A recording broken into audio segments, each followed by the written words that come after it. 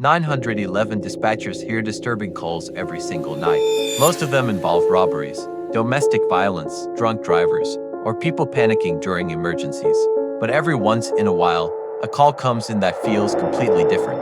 A call that makes even experienced dispatchers uncomfortable. A call that stays in their minds forever.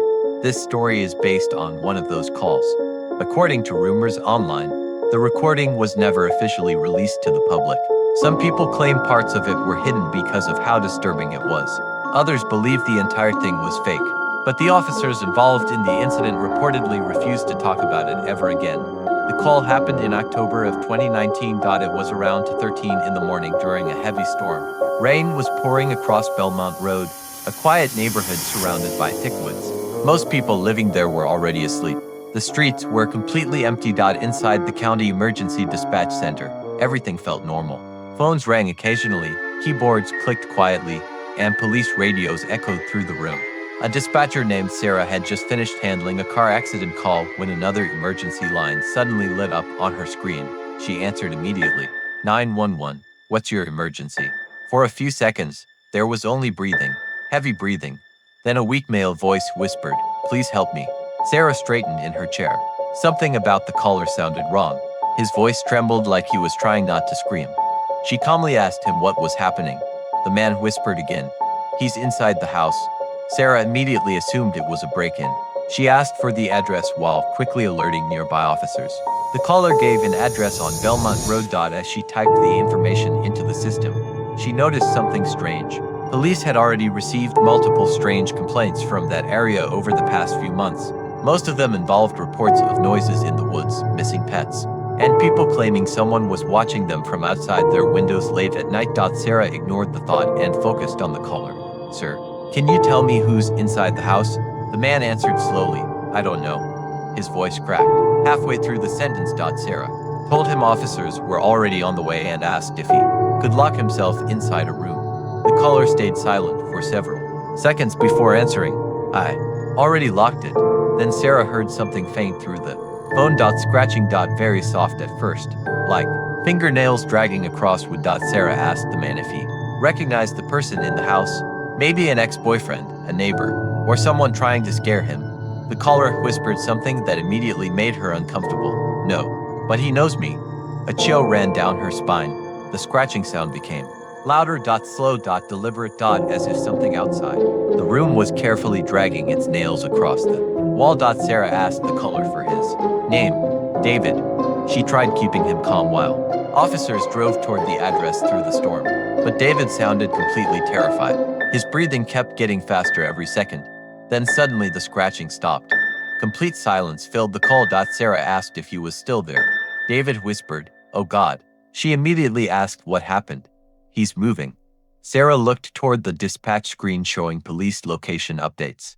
Officers were still for minutes away. David, stay calm. Officers are almost there. Then David said something that made absolutely no sense. He shouldn't be able to move. Sarah frowned. What do you mean? For several seconds, David said nothing. Then in a shaking whisper, he answered, because he's in the basement. Sarah felt goosebumps spread across her arms. She asked him to explain. David hesitated before speaking again. 3 months earlier, he started hearing noises beneath the house every night. At first he assumed pipes were rattling or maybe rats moving around under the floorboards. But the sounds slowly became worse. Footsteps. Scratching. Whispering. Sometimes it sounded like someone was walking directly underneath his bedroom. One night he finally worked up the courage to investigate. He went downstairs with a flashlight and approached the basement door near the kitchen. The moment he touched the handle, the noises stopped completely. David slowly opened the basement door and shined the flashlight into the darkness. Below. At first he saw nothing, just old shelves and concrete walls. Then he noticed something in the corner, a man standing completely still in the darkness. David immediately slammed the basement door shut and chained it from the outside. Sarah interrupted him. You saw a man living in your basement? David whispered, I don't think it was a man. Before Sarah could respond, a loud bang exploded through the phone. David screamed. The bedroom door shook violently as something slammed against it from the other side. Sarah shouted for him to stay calm while dispatching officers to hurry. Another bang hit the door. Then another. David started crying. He's trying to get in. Sarah asked if there was any weapon in the room. David said no. Then suddenly the banging stopped. The silence felt even worse. Sarah could hear David breathing rapidly into the phone. Then another sound appeared. Footsteps. Slow footsteps moving across the hallway outside the room. One step at a time. David whispered, "He's standing outside the door." Sarah asked if he could see under the doorway. David slowly lowered the phone. For several seconds, all Sarah could hear was faint static. Then David returned to the phone, sounding horrified. "There's no shadow." Sarah froze. "What?" "He's standing there, but there's no shadow."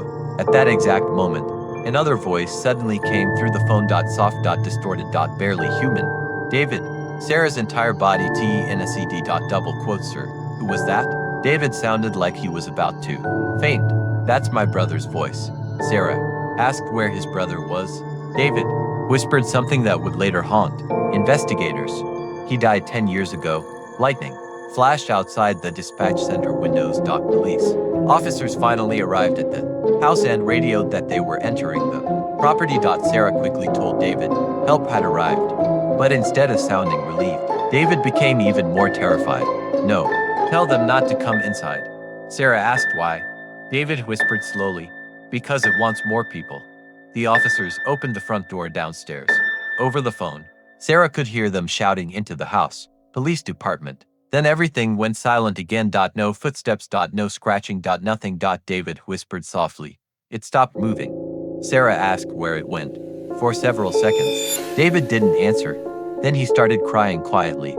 When he finally spoke again, his voice barely sounded human. "It's standing behind me." Sarah screamed his name through the headset. A horrifying scream suddenly exploded through the call. Furniture crashed violently. Something heavy slammed against the wall. The phone fell to the floor. Then came a sound Sarah would never forget for the rest of her life. A deep distorted growl. Not human. Not animal. Something else. The line filled with loud static. And the call disconnected. Police searched the entire house within minutes. The bedroom was destroyed. Furniture overturned. Deep scratches covered the walls. David's phone was lying on the floor near the bed. But David himself was gone. No blood. No footprints leading outside. No signs of forced entry. Nothing. Officers eventually approached the basement door near the kitchen. It was still chained shut from the outside exactly the way David described.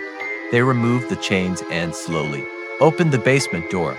The basement was completely empty. No furniture. No signs of anyone living there. Only darkness. At first, officers believed David had somehow escaped during the chaos. But one officer noticed something disturbing on the basement door. Deep scratch marks. Not on the outside, on the inside. As if something had desperately tried to claw its way out. The case was never solved. David Morgan was officially declared missing 6 months later. Some officers involved in the investigation reportedly suffered severe nightmares afterward.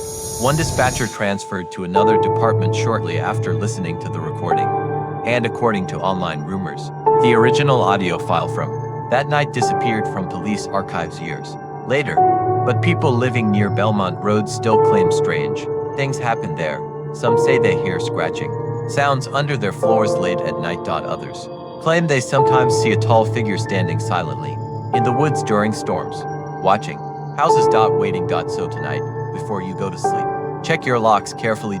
And if you ever hear scratching outside your bedroom door at 2 a.m., don't open it.